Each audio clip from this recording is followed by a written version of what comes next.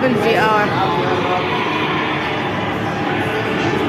هاي ايش بنشوف؟ افلام رعب؟ افلام رعب.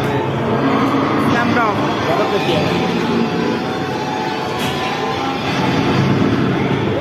واحد يجي يدفع مصاري مثلا يرتعب يطلع. بس يعني اللعبة هاي عم يلعب. ايش اسمها اللعبة؟ دوم. اسمها دومزداي سرفايفل. سمعان فيها شيء؟ انا ما بعرف اللعبة، بس يعني لعبة كأني لعبة في ار. هي لعبة في ار، لعبة نجاة، بتزتوكي بمنطقة تقتلوا وحوش عشان تحافظي على حياتك. ايوه.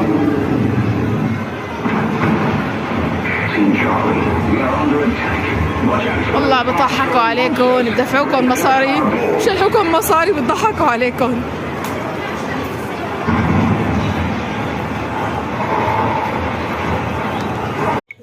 وهي نحن بالاسانسير طالعين. يلا تعالي هاتي يلا هون الملاهي ولا الطابق الفوق؟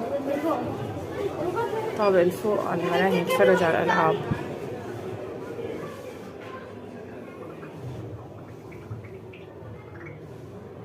نطلع كمان لفوق.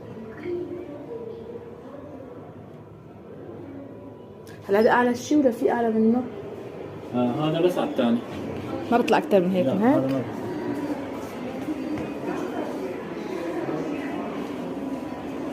هذا الطابق الثاني.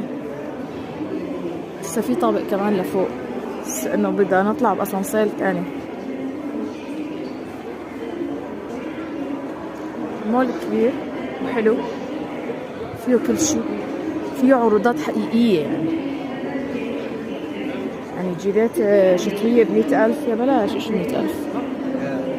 يعني أقل من قريبة $10 تقريبا. $10 رخيصة.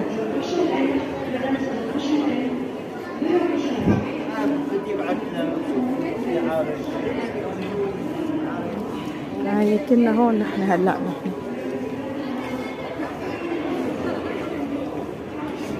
نصف السعر على كل شيء.